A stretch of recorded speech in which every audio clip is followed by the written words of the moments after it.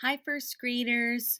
So now that we've set ourselves up to be good readers and learned how to pick our books out, it's time to learn some skills that you'll be using while you read.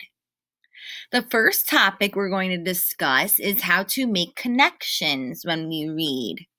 Have you ever talked to a friend or a family member and it reminded you of something else? If so, then you already know how to make a connection. In reading, you may read something and think of something else. To make a connection, you want to connect what you're reading to your life.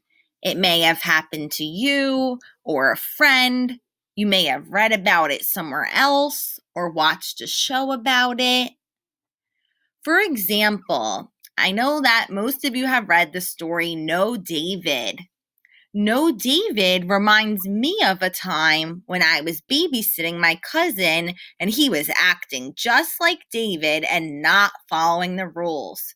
So see right there, I just made a connection. You guys probably do this without even realizing.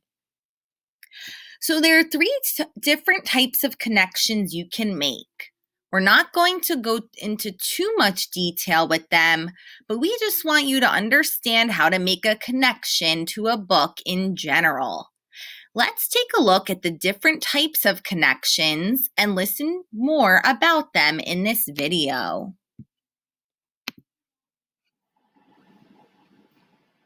Let's make connections. How do readers make connections?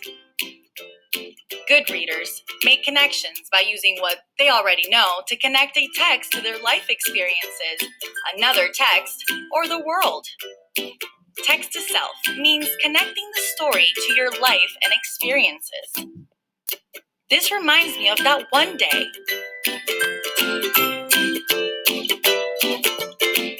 Text to text means connecting the story to another book. This reminds me of that one book I read.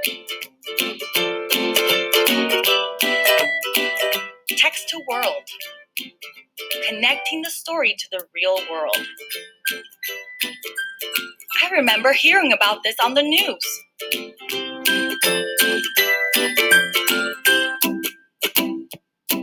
Now you're ready to make your own connections.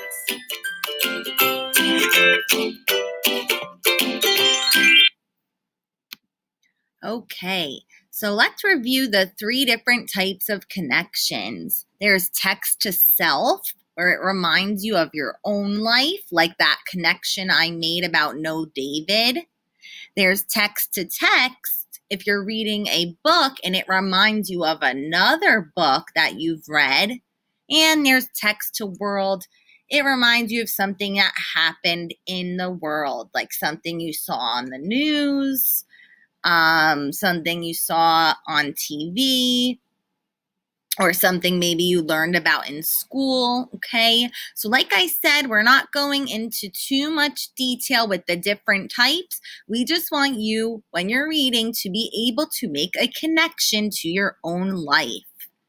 Tomorrow, I'll read you a book and you'll watch me make many connections. In your reading today, whether it be on Raz Kids, or if your family's reading you a story tonight at bedtime, try to make a connection to your story.